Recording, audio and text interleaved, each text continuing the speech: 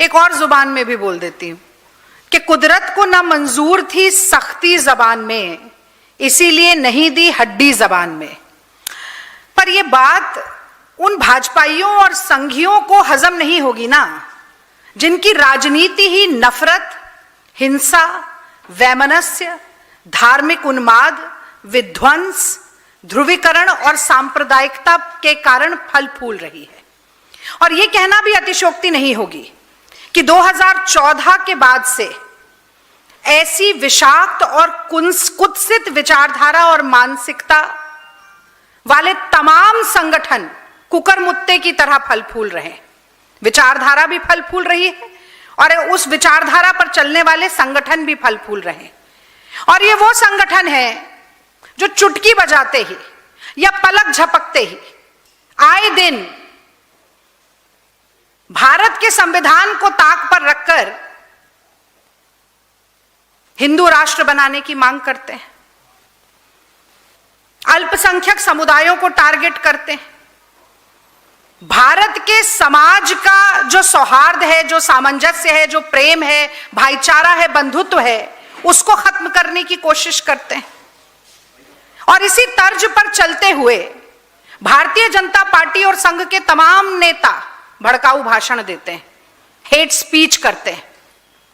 और मोदी जी से जब पूछा जाता है या उनके प्रवक्ताओं से जब पूछा जाता है तो वो फ्रिंज एलिमेंट कहकर पल्ला झाड़ लेते हैं। पर अब मानक बदल रहे हैं। हेमंत बिस्व शर्मा फ्रिंज एलिमेंट नहीं है, भाजपाई हैं, पर संवैधानिक पद पर आसीन असम के मुख्यमंत्री हैं। तो अगर असम का मुख्यमंत्री ये कहे कि मियां को इतना परेशान करो कि वो असम छोड़ के भाग जाए, कि अगर रिक्शे वाला कोई मियां हो तो 5 रुपए की जगह 4 रुपया देना, तो ये अपेक्षा होती है। ये फ्रिंज एलिमेंट नहीं है, इस पर प्रतिक्रिया है, ये अपेक्षा होती है।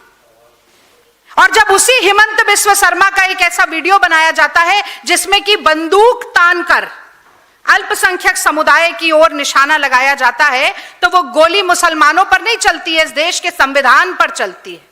ये संविधान पर चलती है। ऐसी ही नफरती गोली ने महात्मा गांधी का सीना भी छलनी किया था।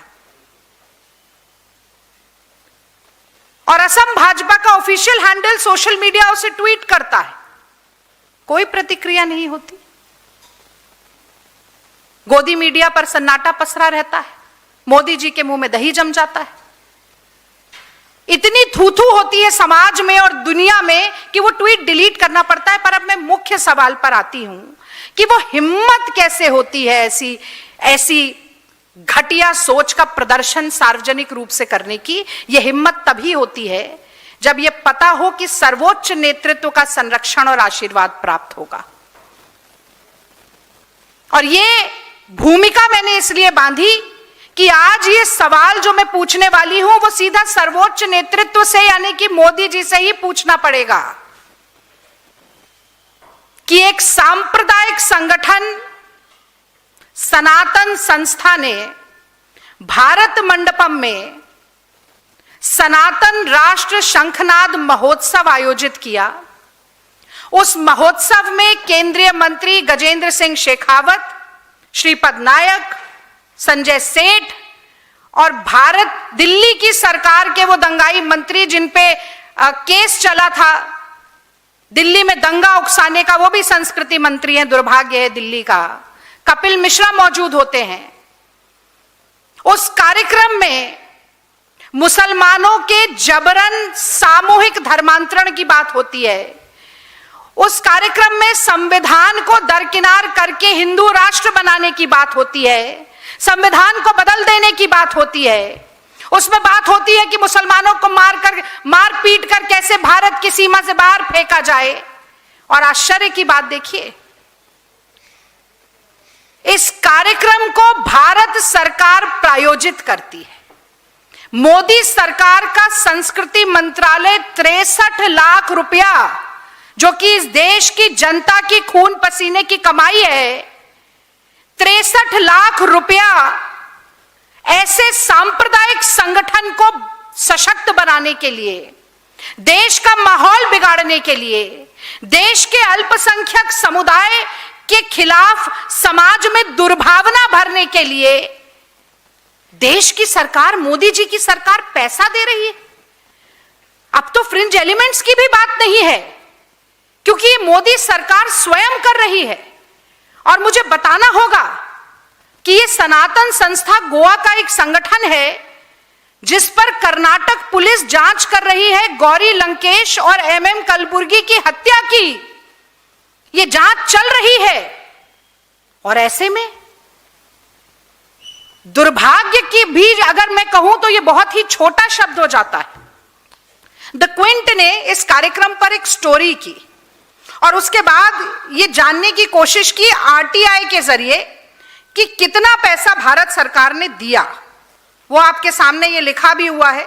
दिल्ली सरकार ने अभी नहीं बताया कि कितना पैसा दिल्ली सरकार ने दिया है और किस कारण से दिया है। मैं ये पढ़ना चाहती हूं कि in this regard it is informed that Ministry of Culture, Government of India has sanctioned financial assistance of 63 lakh to Sanatan Sanstha Sangathan Ashram, then the address for Sanatan Rashtra Shankhnath Mahotsav to be organized at Bharat Mandapam, New Delhi under the commemoration of 150th year of national song Vande Mataram। तो वंदे मातरम का तो ना वाह हुआ ना माँ हुआ, जो हुआ वो मैंने आपको बताया।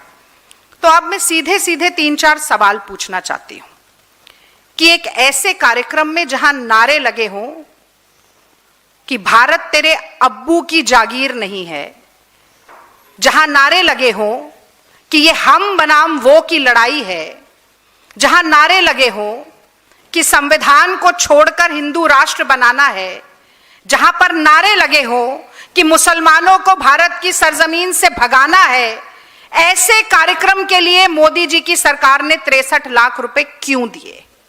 मैं जानना चाहती हूं, क्या मोदी जी समाज में सांप्रदायिक ध्रुवीकरण चाहते हैं? क्या मोदी जी इस देश की गंगा जमुनी तहजीब को सरकारी पैसे से तार तार करना चाहते हैं? क्या मोदी जी अल्पसंख्यकों के खिलाफ काम कर रहे संगठनों को और सशक्त करना चाहते हैं? क्या मोदी जी इस देश की अनेकता में एकता को पूरी तरीके से ध्वस्त करना चाहते हैं? और ये सवाल पूछ जरूर मोदी जी से रहे हैं, पर मैं जानती हूं कि उनके लिए बेमानी है। और इसलिए बेमानी है कि मोहम्मद बिन सलमान को तो गले लगाएंगे, पर देश के मुसलमान को कपड़ों से पहचान जाएंगे, कुत्ते के पिल्ले के साथ तुलना करेंगे। जब मुसलमानों का वोट चाहिए होगा तो मोहम्मद सामी को भाई बना लेंगे, और जब हिंदुओं को भड़काना होगा तो हर चुनावी भाषण में मुसलमान को घुसपैठिया बताएंगे। तो मोदी जी से, उनकी सरकार से तो सवाल है, पर यह सवाल मैं भारत की जनता के सामने भी रखना चाहती हूं, इस देश के हर न्याय सम्मत नागरिक के सामने रखना चाहती हूं कि संवैधानिक पद पर बैठा व्यक्ति एक समुदाय पर गोली चलाएगा और एक ऐसे कार्यक्रम में जहां पर एक कम्युनिटी की एथनिक क्लेंजिंग की बात हो रही हो, वहां पर केंद्रीय मंत्रिमंडल जाएगा और भारत की सरकार पैसा देगी, तो भारत का मान सम्मान अंतरराष्ट्रीय पटल पर भी क्या रह जाएगा? और जब मैं अंतरराष्ट्रीय पटल की बात करती हूं तो मुझे एक बात मोदी जी को तो याद दिलानी ही पड़ेगी कि मोदी जी, आप अभी मलेशिया गए थे, वहां की 65% जनता जो है, जनसंख्या जो है वो मुस्लिम है, पर यह भारत के सर्वधर्म संभाव का सम्मान था, यह भारत की धर्मनिरपेक्षता की ताकत का मान था कि वहां आपका स्वागत मोदी जी रामायण पर आधारित तीतासेरी राम कठपुतली शो से किया जाता है। और उसी धर्मनिरपेक्ष भारत का जिसका आप प्रतिनिधित्व करते हैं, उसी धर्मनिरपेक्ष भारत में एक मुख्यमंत्री गोली चलाता है मुसलमानों पर, और आपकी सरकार सांप्रदायिक संगठन को पैसा देकर उनको बढ़ावा देती है। क्या जरा भी लाज आपको नहीं आती है मोदी जी? एक बार अपनी अंतरात्मा की आवाज को सुनकर भी देखिए। और मैं लोकतंत्र के चौथे स्तंभ से बात करते हुए ये सनातन संस्था जैसे संगठनों पर भी मैं कुछ जरूर कहना चाहती हूं कि ऐसे संगठनों ने सनातन शब्द का सबसे ज्यादा अपमान किया है, सनातन शब्द का सबसे ज्यादा दुरुपयोग किया है। सनातन धर्म क्या होता है, यह तो गोस्वामी तुलसीदास जी ने श्री रामचरितमानस में बहुत पहले ही लिख दिया था कि परहित सरिस धर्म नहीं भाई और पर पीड़ा सम नहीं अधिमाई। यानी दूसरे को परेशान करने से बड़ा कोई अधर्म नहीं है और दूसरे को खुश करने से ज्यादा उसकी पीड़ा को हरने से बड़ा कोई धर्म नहीं है। लेकिन जो मुंह में राम बगल में छुरी वाले लोग हैं, जो मर्यादा पुरुषोत्तम जय श्री राम कहते हुए मर्यादा पुरुषोत्तम के नाम को भी युद्ध का उद्घोष बनाना चाहते हैं और जो चाहते हैं कि धर्म को और प्रभु श्री राम को राजनीति के दलदल में हमेशा धसाए रखें और मैला करते रहें, वो ये बात थोड़ी जानेंगे। और प्रभु श्री राम तो खुद ही कहते हैं कि निर्मल मन जन सो मोहि पावा, मोहि कपट छल छिद्र न भावा। तो ऐसे लोग, ये सनातन संस्था जैसे लोग जो हैं, ये ऐसी जहरीली विचारधारा वाले लोग जो हैं, वो ना तो प्रभु राम के हैं, ना सनातन धर्म के हैं और ना जनता जनार्दन के हैं। और अब मैं अंतिम दो बातें कहना चाहती हूं। सबसे पहली बात तो मैं संविधान की बात करना चाहती हूं। ये तो हम सब जानते हैं और इस पर न जाने कितनी प्रेस वार्ता हुई है कि जब से संविधान बना है, संघ ने तब से संविधान का विरोध करना शुरू किया। पहले संविधान की प्रतियां जलाकर कहते थे मनुस्मृति संविधान बन जाए, और अभी 2024 के चुनाव तक 400 सीटें पार होते ही संविधान को बदल देंगे, ये भी लगातार वो लोग बोलते रहे। और उन्हें आज के समय में सबसे बड़ा दुश्मन या शत्रु कोई है अगर भाजपा का और संघ का, तो वो ये संविधान है, जिसे राहुल गांधी हाथ में लेकर कहते हैं कि नफरत के बाजार में मोहब्बत की दुकान खोलनी है। और एक बार फिर ये पता चलता है कि ये संयोग नहीं है, ये प्रयोग हो रहे हैं। थोड़ा थोड़ा पैसा ऐसे संगठनों को देते रहो जो बार बार ये कहे, जनता को ये समझाने की कोशिश करे, या मैं कहूंगी बरगलाने और भड़काने की कोशिश करे कि संविधान को छोड़ दो, संविधान सही नहीं है। वो संविधान जो कहता है कि हर धर्म, हर जाति, हर वर्ग, हर संप्रदाय, हर क्षेत्र, हर भाषा, हर वेशभूषा, हर खान पान वाला व्यक्ति समान है। जो राहुल गांधी कहते हैं कि समता, समानता और न्याय का प्रणेता ये संविधान है, उस संविधान को तार तार करो। ये बार बार आपने नाम रखा सनातन शंखनाद, पर आप हिंदू राष्ट्र का शंखनाद बजा रहे थे। तो मैं कहती हूं मोदी जी आते क्यों नहीं संसद के पटल पर, और ये छुप छुप के क्या वार करना चाहते हैं? बोले खड़े होकर कि मैं चाहता हूं कि संविधान अलग कर दिया जाए, मनुस्मृति को बनाया जाए संविधान और हिंदू राष्ट्र बने। ये अपना 56 इंच का सीना तो उन्हीं ने नपवाया था ना। तो ये लुका छुपी का खेल मत खेलिए। ये संविधान जब तक कांग्रेस पार्टी है, जब तक राहुल गांधी है, मल्लिकार्जुन खड़गे हैं, प्रियंका गांधी हैं और कांग्रेस का संघर्ष का एक भी साथी जिंदा है, इस संविधान को हम तार तार नहीं होने देंगे। और अंतिम बात मैं ये जरूर कहना चाहती हूं कि बार बार भड़काऊ भाषण दिए जाते हैं, हर चुनाव में दिए जाते हैं। वो राम ज्यादा बनाम डैश ज्यादा से लेकर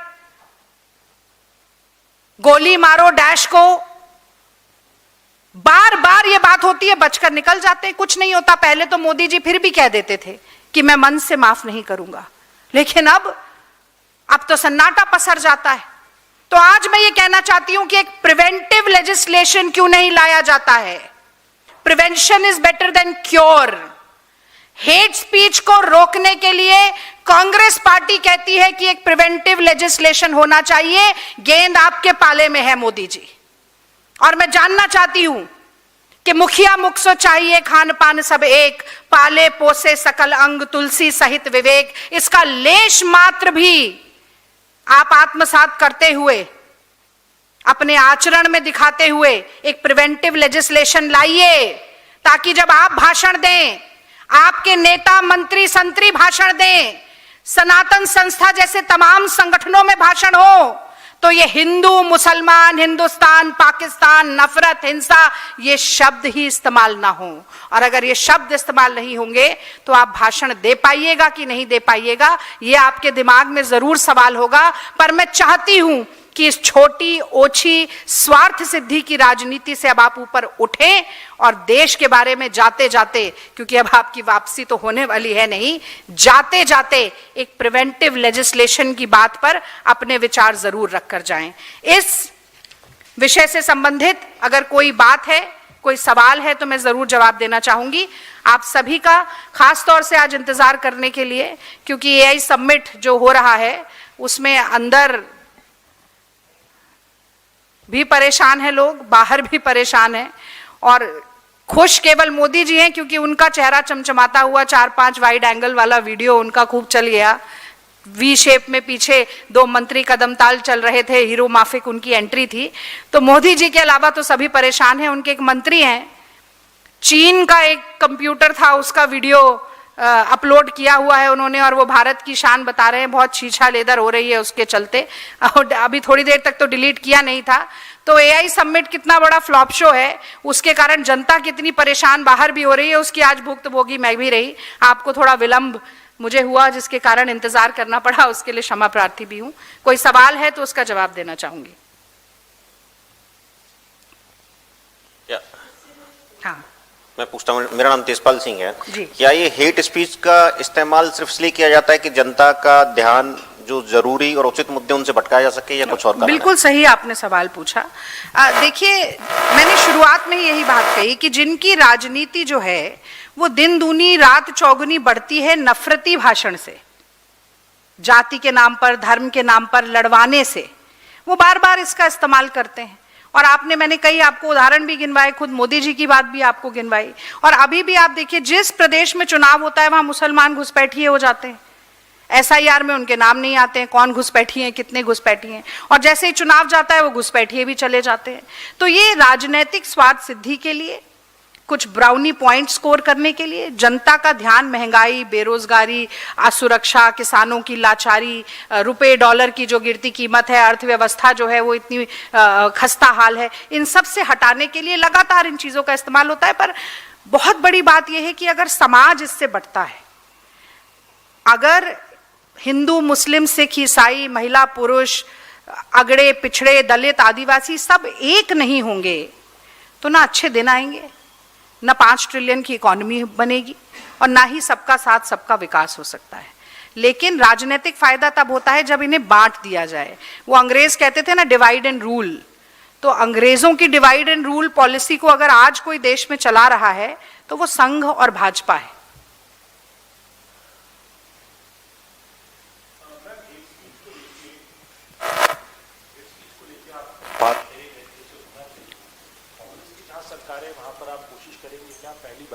और दूसरा ये कि अभी सुप्रीम कोर्ट के अंदर हेट स्पीच, एक असम के मुख्यमंत्री को लेके उनके खिलाफ पिटिशंस लगाई गई थी। सुप्रीम कोर्ट ने रिजेक्ट कर दिया, ये कहते हुए कि एक राजनीतिक अखाड़ा ना बनाया जाए। जब भी चुनाव आते हैं एक राजनीतिक अखाड़ा सुप्रीम कोर्ट को बनाने की, को बैटल ग्राउंड जो है, पॉलिटिकल बैटल ग्राउंड बनाने की कोशिश की जाती है। लिहाजा आप पहले रूटीन कोर्ट में जाइए, क्योंकि आप देखिए, सुप्रीम कोर्ट ने टेक्निकल ग्राउंड पे वो उस प्ली को खारिज किया, वो केस के मेरिट में सुप्रीम कोर्ट नहीं गया।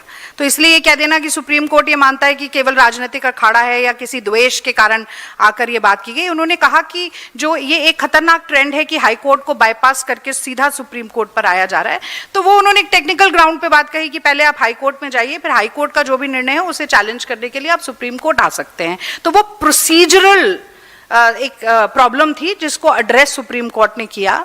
लेकिन इसी के साथ साथ मैं कहती हूँ, देखिए, जो लीगल बैटल है वो एक प्रोसीजर के तहत एक प्रक्रिया के तहत जो कानूनी है वो अपने आप लड़ी जाएगी। लेकिन हेमंत बिस्वा शर्मा की टीम को वो ट्वीट डिलीट इसलिए करना पड़ा क्योंकि लोगों ने धिक्कारा है उस ट्वीट पर। भारत में जहां पर हिंदू ज्यादा हैं, हिंदुओं को भी ये पसंद नहीं आया। क्यों नहीं आया? जो मैंने शुरू में भी कहा कि जो हमारा सनातन धर्म है वो सहिष्णु है, उदार है, मानवतावादी है।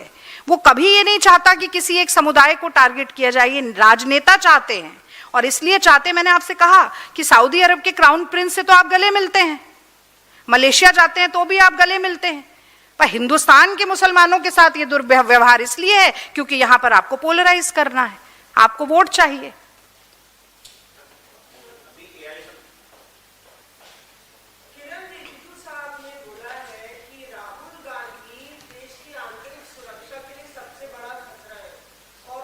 आदतें और हरकतें बचकानी होती हैं और एंटी नेशनल फोर्सेस से राहुल गांधी मुलाकात करते हैं, नक्सलियों से और माओवादियों से। तो इसको लेके किस तरह से कांग्रेस पार्टी का क्या स्टैंड है, क्योंकि ये पहली बार है जब इतना शार्प अटैक उन्होंने बोला है कि इंटरनल सिक्योरिटी के लिए राहुल गांधी सबसे बड़ा खतरा। देखिए, राहुल गांधी सबसे बड़ा खतरा है देश में संघ और भाजपा की विभाजनकारी राजनीति के लिए।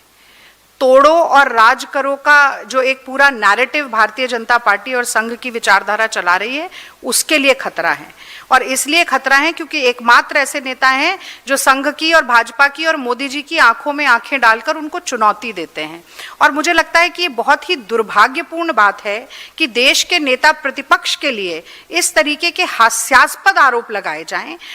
मैं तो ये कहूंगी कि नरेंद्र मोदी जी जाते हैं पाकिस्तान बिन बुलाए और वहां पर बर्थडे केक खाकर आते हैं, साड़ी शॉल डिप्लोमेसी कह करके आते हैं, आईएसआई को रेड कारपेट वेलकम देके बुलाते हैं। 300 किलो आरडीएक्स कहां से आया उन्हें मालूम नहीं होता, दिल्ली में बॉम्ब ब्लास्ट कैसे हो गया उन्हें मालूम नहीं होता। तो क्या उनको पाकिस्तान का एजेंट कह दिया जाए? मैं तो जानना चाहती हूं कि अभी हमारे इतने सैलानी शहीद हुए, ऑपरेशन सिंदूर हुआ, उसके बाद चीन पाकिस्तान के साथ खड़ा हो गया, फिर चीन की जो राजनीतिक दल है उसे भारतीय जनता पार्टी के दफ्तर में रेड कारपेट वेलकम देकर बुलाया जाता है, जबकि शक्सलाम जो है उसके लिए चीन की जो प्रवक्ता हैं वो कहती हैं कि ये तो हमारी टेरिटरी है। और फिर शी जिनपिंग के साथ आप गलबैया होते हैं तो आपको चीन, मोदी जी को चीन का एजेंट भी कह देना चाहिए। भाई, जो संवैधानिक पद पर बैठे लोग हैं उनकी एक गरिमा होती है। कांग्रेस पार्टी ने उस गरिमा का हमेशा मान रखा और जिन नेहरू के साथ मोदी जी एड़ियां उचकाकर अपना कद नेहरू जैसा बताने की कोशिश करते रहते हैं, समझते ही नहीं है कि दूसरे की लकीर कम मिटाने से अपनी लकीर बड़ी नहीं होती। उन नेहरू के पास तो जब चीन से युद्ध चल रहा था तब अटल बिहारी वाजपेयी गए और उन्होंने कहा कि आप विशेष सत्र बुलाइए। युद्ध के दौरान, ये कोई सीमा पे अतिक्रमण की बात नहीं थी, युद्ध के दौरान विशेष सत्र हुआ। अटल बिहारी वाजपेयी जी ने भारत सरकार को, नेहरू जी को पानी पी कर कोसा। हमने कुछ एक्सपंज नहीं करवाया, नेहरू जी ने उनको बाहर नहीं फेंकवाया कि आप बाहर फेंकवा दीजिए या निलंबित कर दीजिए, या ये नहीं कहा कि अटल बिहारी वाजपेयी चीन के एजेंट हैं, उनकी भाषा बोल रहे हैं। क्योंकि सवाल पूछने से लोकतंत्र कमजोर नहीं होता है, सवाल पूछने से मोदी सरकार कमजोर होती है। मोदी जी की 56 इंची विश्वगुरु स्वयंभू महामानव की छवि कमजोर होती है क्योंकि उनके पास जवाब ही नहीं है। उनकी विदेश नीति फ्लॉप है, अर्थव्यवस्था पूरी तरीके से लचर है, महिलाओं के साथ दुर्व्यवहार समाज में बढ़ता जा रहा है, नौजवान बेरोजगारी के खिलाफ आंदोलित हो रहे हैं, किसान आज भी आत्महत्या करने के लिए लाचार घूम रहा है।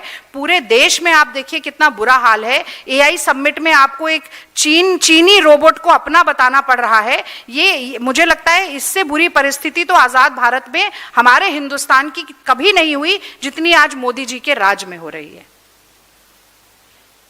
जो एआई समिट में जिस रोबोटों की बात कर रहे हैं आप लोग, जो गलगोटिया यूनिवर्सिटी द्वारा प्रोजेक्ट किया गया था, फिलहाल गवर्नमेंट की तरफ से एक्शन लिया गया है कि जो एआई समिट में गलगोटिया यूनिवर्सिटी का पवेलियन बनाया गया था उनको वहां से हटा दिया गया, क्योंकि आप लोगों ने भी इस पे सवाल खड़े किए थे।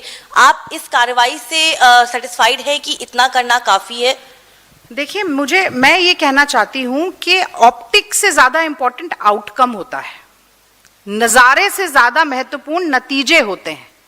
पर मोदी जी के लिए उलट बांसी चलती है। मोदी जी का चेहरा चमके, मोदी जी के अपने गाल बजा सके, मोदी जी का गुणगान और महिमा मंडन हो जाए, मोदी जी का बढ़िया फोटोशूट हो जाए, उसके अलावा कोई प्लानिंग नहीं थी।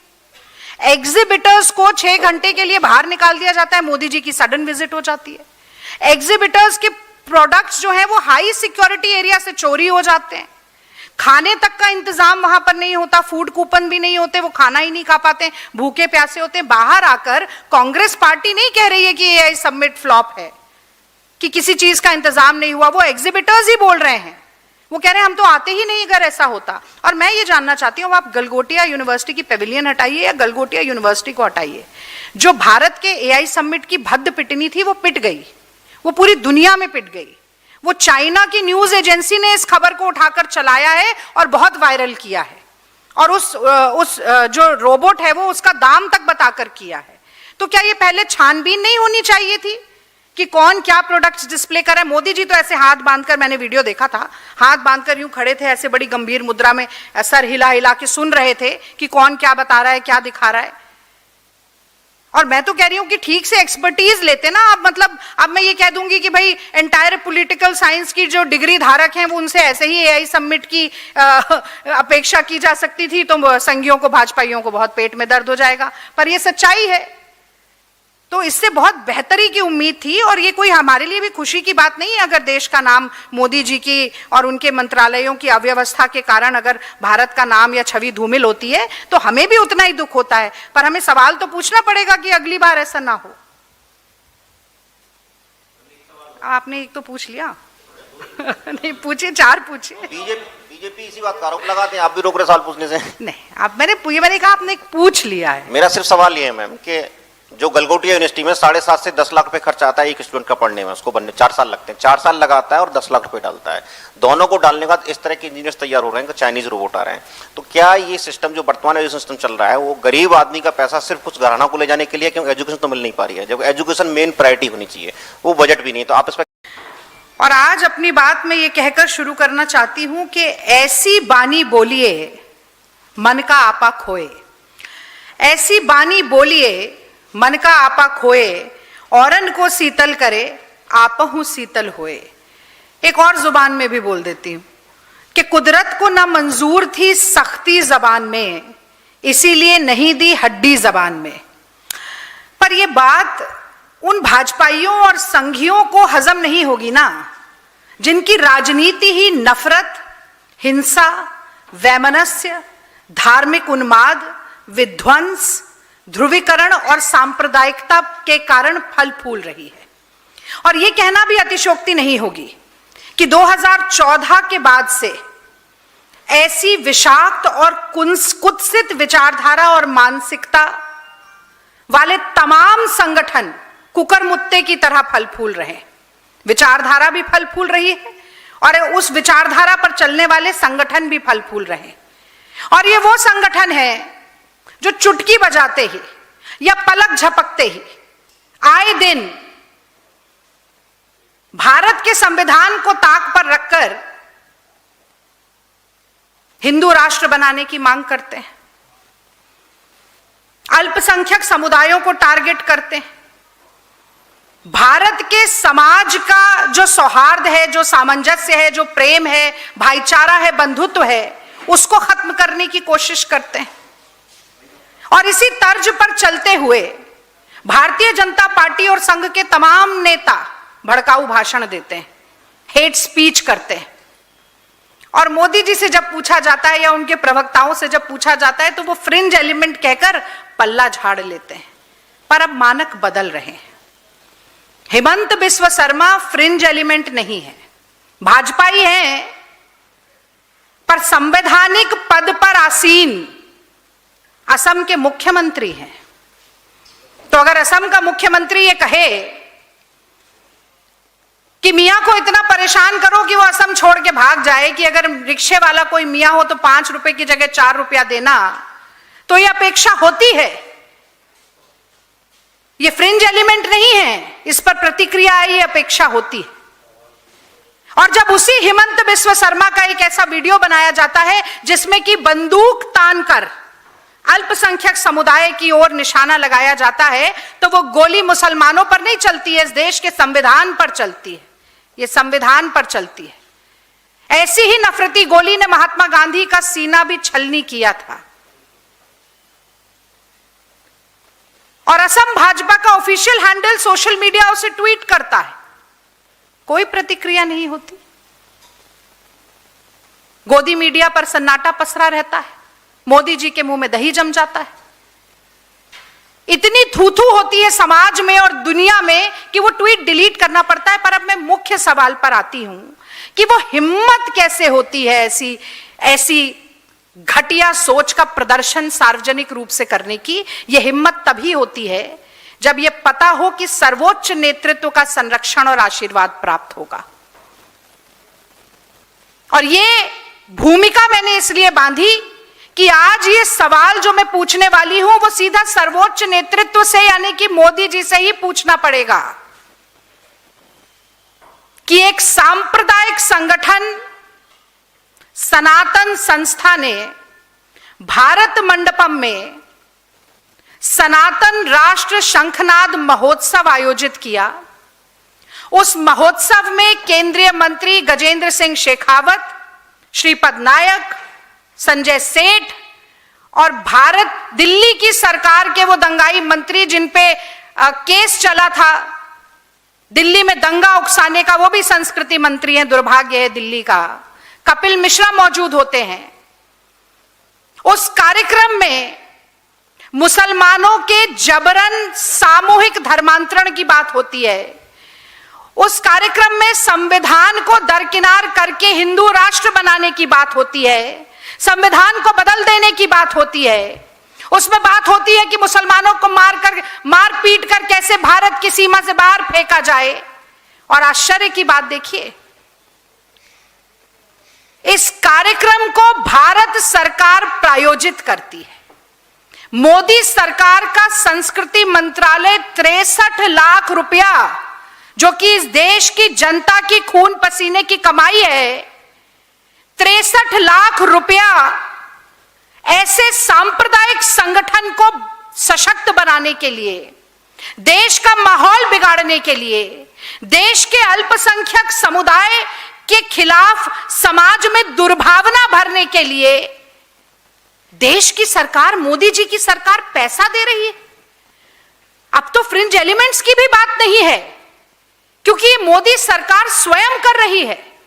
और मुझे बताना होगा कि ये सनातन संस्था गोवा का एक संगठन है जिस पर कर्नाटक पुलिस जांच कर रही है गौरी लंकेश और एमएम कलबुर्गी की हत्या की। ये जांच चल रही है और ऐसे में दुर्भाग्य की भी अगर मैं कहूं तो ये बहुत ही छोटा शब्द हो जाता है। द क्विंट ने इस कार्यक्रम पर एक स्टोरी की और उसके बाद ये जानने की कोशिश की आरटीआई के जरिए कि कितना पैसा भारत सरकार ने दिया। वो आपके सामने ये लिखा भी हुआ है। दिल्ली सरकार ने अभी नहीं बताया कि कितना पैसा दिल्ली सरकार ने दिया है और किस कारण से दिया है। मैं ये पढ़ना चाहती हूं कि in this regard it is informed that Ministry of Culture, Government of India has sanctioned financial assistance of 63 lakh to Sanatan Sanstha Sangathan Ashram, then the address for Sanatan Rashtra Shankhnad Mahotsav to be organized at Bharat Mandapam, New Delhi under the commemoration of 150th year of national song Vande Mataram। तो वंदे मातरम का तो ना वाह हुआ ना माँ हुआ, जो हुआ वो मैंने आपको बताया।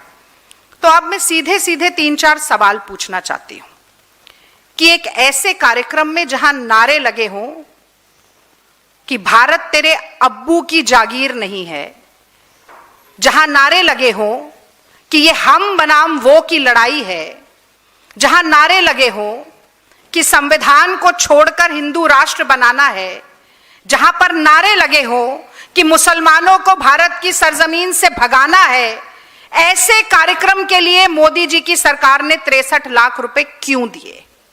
मैं जानना चाहती हूं, क्या मोदी जी समाज में सांप्रदायिक ध्रुवीकरण चाहते हैं? क्या मोदी जी इस देश की गंगा जमुनी तहजीब को सरकारी पैसे से तार तार करना चाहते हैं?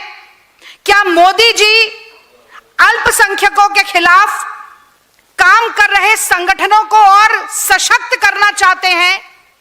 क्या मोदी जी इस देश की अनेकता में एकता को पूरी तरीके से ध्वस्त करना चाहते हैं? और ये सवाल पूछ जरूर मोदी जी से रहे हैं, पर मैं जानती हूं कि उनके लिए बेमानी है। और इसलिए बेमानी है कि मोहम्मद बिन सलमान को तो गले लगाएंगे, पर देश के मुसलमान को कपड़ों से पहचान जाएंगे, कुत्ते के पिल्ले के साथ तुलना करेंगे। जब मुसलमानों का वोट चाहिए होगा तो मोहम्मद सामी को भाई बना लेंगे, और जब हिंदुओं को भड़काना होगा तो हर चुनावी भाषण में मुसलमान को घुसपैठिया बताएंगे।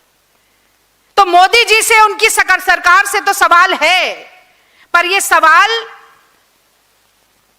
मैं भारत की जनता के सामने भी रखना चाहती हूं, इस देश के हर न्याय सम्मत नागरिक के सामने रखना चाहती हूं कि संवैधानिक पद पर बैठा व्यक्ति एक समुदाय पर गोली चलाएगा और एक ऐसे कार्यक्रम में जहां पर एक कम्युनिटी की एथनिक क्लेंजिंग की बात हो रही हो, वहां पर केंद्रीय मंत्रिमंडल जाएगा और भारत की सरकार पैसा देगी, तो भारत का मान सम्मान अंतरराष्ट्रीय पटल पर भी क्या रह जाएगा।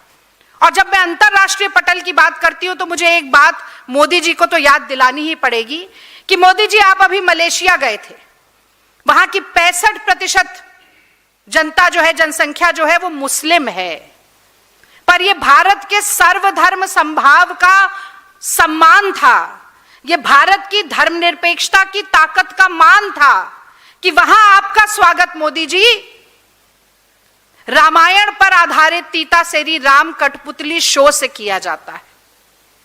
और उसी धर्मनिरपेक्ष भारत का जिसका आप प्रतिनिधित्व करते हैं, उसी धर्मनिरपेक्ष भारत में एक मुख्यमंत्री गोली चलाता है मुसलमानों पर और आपकी सरकार सांप्रदायिक संगठन को पैसा देकर उनको बढ़ावा देती है। क्या जरा भी लाज आपको नहीं आती है मोदी जी? एक बार अपनी अंतरात्मा की आवाज को सुनकर भी देखिए।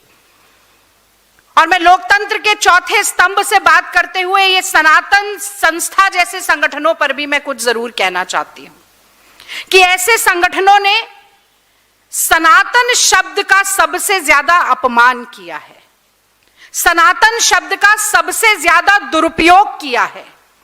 सनातन धर्म क्या होता है, यह तो गोस्वामी तुलसीदास जी ने श्री रामचरितमानस में बहुत पहले ही लिख दिया था कि परहित सरिस धर्म नहीं भाई और पर पीड़ा सम नहीं अधिमाई। यानी दूसरे को परेशान करने से बड़ा कोई अधर्म नहीं है और दूसरे को खुश करने से ज्यादा उसकी पीड़ा को हरने से बड़ा कोई धर्म नहीं है। लेकिन जो मुंह में राम बगल में छुरी वाले लोग हैं, जो मर्यादा पुरुषोत्तम जय श्री राम कहते हुए मर्यादा पुरुषोत्तम के नाम को भी युद्ध का उद्घोष बनाना चाहते हैं और जो चाहते हैं कि धर्म को और प्रभु श्री राम को राजनीति के दलदल में हमेशा धसाए रखें और मैला करते रहें, वो ये बात थोड़ी जानेंगे। और प्रभु श्री राम तो खुद ही कहते हैं कि निर्मल मन जन सो मोहि पावा, मोहि कपट छल छिद्र न भावा। तो ऐसे लोग, ये सनातन संस्था जैसे लोग जो हैं, ये ऐसी जहरीली विचारधारा वाले लोग जो हैं, वो ना तो प्रभु राम के हैं, ना सनातन धर्म के हैं और ना जनता जनार्दन के हैं। और अब मैं अंतिम दो बातें कहना चाहती हूं। सबसे पहली बात तो मैं संविधान की बात करना चाहती हूं। ये तो हम सब जानते हैं और इस पर न जाने कितनी प्रेस वार्ता हुई है कि जब से संविधान बना है, संघ ने तब से संविधान का विरोध करना शुरू किया। पहले संविधान की प्रतियां जलाकर कहते थे मनुस्मृति संविधान बन जाए, और अभी 2024 के चुनाव तक 400 सीटें पार होते ही संविधान को बदल देंगे, ये भी लगातार वो लोग बोलते रहे। और उन्हें आज के समय में सबसे बड़ा दुश्मन या शत्रु कोई है अगर भाजपा का और संघ का, तो वो ये संविधान है जिसे राहुल गांधी हाथ में लेकर कहते हैं कि नफरत के बाजार में मोहब्बत की दुकान खोलनी है। और एक बार फिर ये पता चलता है कि ये संयोग नहीं है, ये प्रयोग हो रहे हैं। थोड़ा थोड़ा पैसा ऐसे संगठनों को देते रहो जो बार बार ये कहे, जनता को ये समझाने की कोशिश करे, या मैं कहूंगी बरगलाने और भड़काने की कोशिश करे कि संविधान को छोड़ दो, संविधान सही नहीं है। वो संविधान जो कहता है कि हर धर्म, हर जाति, हर वर्ग, हर संप्रदाय, हर क्षेत्र, हर भाषा, हर वेशभूषा, हर खान पान वाला व्यक्ति समान है। जो राहुल गांधी कहते हैं कि समता, समानता और न्याय का प्रणेता ये संविधान है, उस संविधान को तार तार करो। ये बार बार आपने नाम रखा सनातन शंखनाद, पर आप हिंदू राष्ट्र का शंखनाद बजा रहे थे। तो मैं कहती हूं मोदी जी आते क्यों नहीं संसद के पटल पर, और ये छुप छुप के क्या वार करना चाहते हैं? बोले खड़े होकर कि मैं चाहता हूं कि संविधान अलग कर दिया जाए, मनुस्मृति को बनाया जाए संविधान और हिंदू राष्ट्र बने। ये अपना 56 इंच का सीना तो उन्हीं ने नपवाया था ना, तो ये लुका छुपी का खेल मत खेलिए। ये संविधान जब तक कांग्रेस पार्टी है, जब तक राहुल गांधी है, मल्लिकार्जुन खड़गे हैं, प्रियंका गांधी है और कांग्रेस का संघर्ष का एक भी साथी जिंदा है, इस संविधान को हम तार तार नहीं होने देंगे। और अंतिम बात मैं ये जरूर कहना चाहती हूं कि बार बार भड़काऊ भाषण दिए जाते हैं, हर चुनाव में दिए जाते हैं। वो राम ज्यादा बनाम डैश ज्यादा से लेकर गोली मारो डैश को, बार बार ये बात होती है, बचकर निकल जाते हैं, कुछ नहीं होता। पहले तो मोदी जी फिर भी कह देते थे कि मैं मन से माफ नहीं करूंगा, लेकिन अब तो सन्नाटा पसर जाता है। तो आज मैं ये कहना चाहती हूं कि एक प्रिवेंटिव लेजिस्लेशन क्यों नहीं लाया जाता है? Prevention is better than cure. Hate speech को रोकने के लिए कांग्रेस पार्टी कहती है कि एक प्रिवेंटिव लेजिस्लेशन होना चाहिए। गेंद आपके पाले में है मोदी जी। और मैं जानना चाहती हूं कि मुखिया मुख सो चाहिए खान पान सब एक, पाले पोसे सकल अंग तुलसी सहित विवेक। इसका लेश मात्र भी आप आत्मसात करते हुए, अपने आचरण में दिखाते हुए एक प्रिवेंटिव लेजिस्लेशन लाइए, ताकि जब आप भाषण दें, आपके नेता मंत्री संतरी भाषण दें, सनातन संस्था जैसे तमाम संगठनों में भाषण हो, तो ये हिंदू मुसलमान, हिंदुस्तान पाकिस्तान, नफरत, हिंसा, ये शब्द ही इस्तेमाल ना हो। और अगर ये शब्द इस्तेमाल नहीं होंगे तो आप भाषण दे पाइएगा कि नहीं दे पाइएगा, ये आपके दिमाग में जरूर सवाल होगा। पर मैं चाहती हूं कि इस छोटी ओछी स्वार्थ सिद्धि की राजनीति से अब आप ऊपर उठें और देश के बारे में जाते जाते, क्योंकि अब आपकी वापसी तो होने वाली है नहीं, जाते जाते एक प्रिवेंटिव लेजिस्लेशन की बात पर अपने विचार जरूर रखकर जाएं। इस विषय से संबंधित अगर कोई बात है, कोई सवाल है, तो मैं जरूर जवाब देना चाहूंगी। आप सभी का खास तौर से आज इंतजार करने के लिए, क्योंकि एआई समिट जो हो रहा है उसमें अंदर भी परेशान है लोग, बाहर भी परेशान है, और खुश केवल मोदी जी हैं क्योंकि उनका चेहरा चमचमाता हुआ 4-5 वाइड एंगल वाला वीडियो उनका खूब चल गया। वी शेप में पीछे 2 मंत्री कदमताल चल रहे थे, हीरो माफिक उनकी एंट्री थी।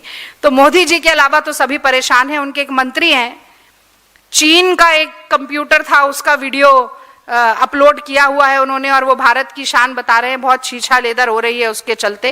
अभी थोड़ी देर तक तो डिलीट किया नहीं था। तो एआई समिट कितना बड़ा फ्लॉप शो है, उसके कारण जनता कितनी परेशान बाहर भी हो रही है, उसकी आज भुक्तभोगी मैं भी रही। आपको थोड़ा विलंब मुझे हुआ जिसके कारण इंतजार करना पड़ा, उसके लिए क्षमा प्रार्थी भी हूं।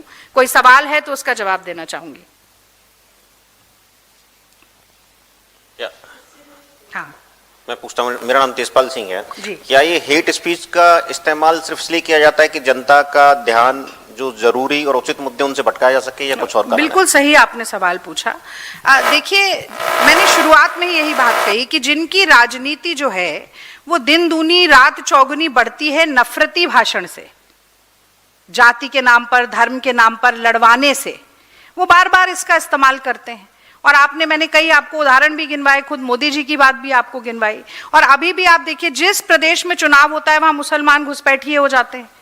एसआईआर में उनके नाम नहीं आते हैं, कौन घुसपैठी हैं, कितने घुसपैठी हैं, और जैसे ही चुनाव जाता है वो घुसपैठिए भी चले जाते हैं।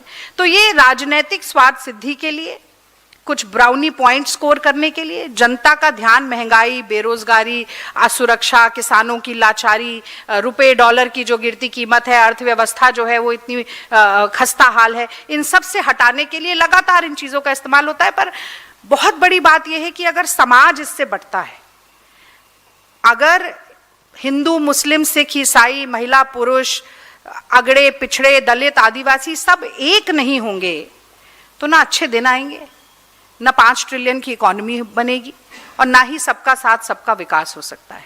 लेकिन राजनीतिक फायदा तब होता है जब इन्हें बांट दिया जाए। वो अंग्रेज कहते थे ना, डिवाइड एंड रूल। तो अंग्रेजों की डिवाइड एंड रूल पॉलिसी को अगर आज कोई देश में चला रहा है तो वो संघ और भाजपा है।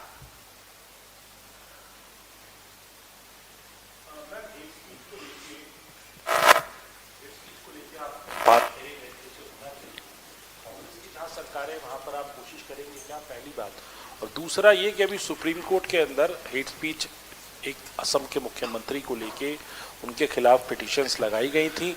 सुप्रीम कोर्ट ने रिजेक्ट कर दिया, ये कहते हुए कि एक राजनीतिक अखाड़ा ना बनाया जाए। जब भी चुनाव आते हैं एक राजनीतिक अखाड़ा सुप्रीम कोर्ट को बनाने की, को बैटल ग्राउंड जो है, पॉलिटिकल बैटल ग्राउंड बनाने की कोशिश की जाती है।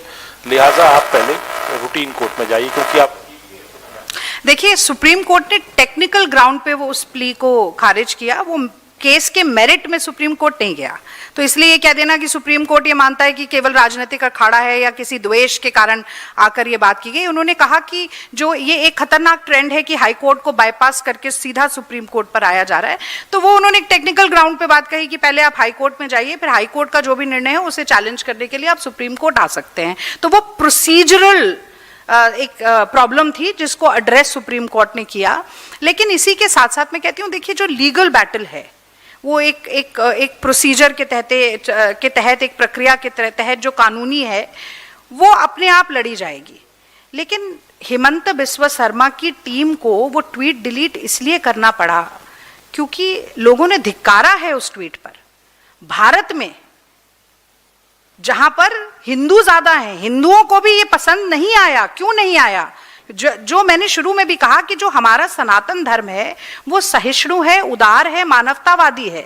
वो कभी ये नहीं चाहता कि किसी एक समुदाय को टारगेट किया जाए। ये राजनेता चाहते हैं और इसलिए चाहते, मैंने आपसे कहा कि सऊदी अरब के क्राउन प्रिंस से तो आप गले मिलते हैं, मलेशिया जाते हैं तो भी आप गले मिलते हैं, पर हिंदुस्तान के मुसलमानों के साथ ये दुर्व्यवहार इसलिए है क्योंकि यहां पर आपको पोलराइज करना है, आपको वोट चाहिए।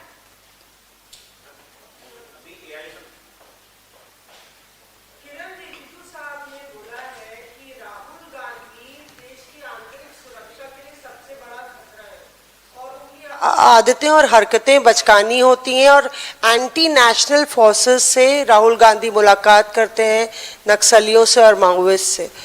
तो इसको लेके किस तरह से कांग्रेस पार्टी का क्या स्टैंड है, क्योंकि ये पहली बार है जब इतना शार्प अटैक उन्होंने बोला है कि इंटरनल सिक्योरिटी के लिए राहुल गांधी सबसे बड़ा खतरा। देखिए, राहुल गांधी सबसे बड़ा खतरा है देश में संघ और भाजपा की विभाजनकारी राजनीति के लिए। तोड़ो और राज करो का जो एक पूरा नैरेटिव भारतीय जनता पार्टी और संघ की विचारधारा चला रही है उसके लिए खतरा है। और इसलिए खतरा है क्योंकि एकमात्र ऐसे नेता हैं जो संघ की और भाजपा की और मोदी जी की आंखों में आंखें डालकर उनको चुनौती देते हैं। और मुझे लगता है कि ये बहुत ही दुर्भाग्यपूर्ण बात है कि देश के नेता प्रतिपक्ष के लिए इस तरीके के हास्यास्पद आरोप लगाए जाएं। मैं तो ये कहूंगी कि नरेंद्र मोदी जी जाते हैं पाकिस्तान बिन बुलाए और वहां पर बर्थडे केक खाकर आते हैं, साड़ी शॉल डिप्लोमेसी कह करके आते हैं, आईएसआई को रेड कारपेट वेलकम देके बुलाते हैं। 300 किलो आरडीएक्स कहां से आया उन्हें मालूम नहीं होता, दिल्ली में बॉम्ब ब्लास्ट कैसे हो गया उन्हें मालूम नहीं होता। तो क्या उनको पाकिस्तान का एजेंट कह दिया जाए? मैं तो जानना चाहती हूँ कि अभी हमारे इतने सैलानी शहीद हुए, ऑपरेशन सिंदूर हुआ, उसके बाद चीन पाकिस्तान के साथ खड़ा हो गया, फिर चीन की जो राजनीतिक दल है उसे भारतीय जनता पार्टी के दफ्तर में रेड कारपेट वेलकम देकर बुलाया जाता है, जबकि शख्सलाम जो है उसके लिए चीन की जो प्रवक्ता हैं वो कहती हैं कि ये तो हमारी टेरिटरी है। और फिर शी जिनपिंग के साथ आप गलबैया होते हैं तो आपको चीन, मोदी जी को चीन का एजेंट भी कह देना चाहिए। भाई, जो संवैधानिक पद पर बैठे लोग हैं उनकी एक गरिमा होती है। कांग्रेस पार्टी ने उस गरिमा का हमेशा मान रखा और जिन नेहरू के साथ मोदी जी एड़ियां उचकाकर अपना कद नेहरू जैसा बताने की कोशिश करते रहते हैं, समझते ही नहीं है कि दूसरे की लकीर कम मिटाने से अपनी लकीर बड़ी नहीं होती। उन नेहरू के पास तो जब चीन से युद्ध चल रहा था तब अटल बिहारी वाजपेयी गए और उन्होंने कहा कि आप विशेष सत्र बुलाइए। युद्ध के दौरान, ये कोई सीमा पे अतिक्रमण की बात नहीं थी, युद्ध के दौरान विशेष सत्र हुआ। अटल बिहारी वाजपेयी जी ने भारत सरकार को नेहरू जी को पानी पी कर कोसा। हमने कुछ एक्सपंज नहीं करवाया, नेहरू जी ने उनको बाहर नहीं फेंकवाया कि आप बाहर चले, बाहर फेंकवा दीजिए या निलंबित कर दीजिए, या ये नहीं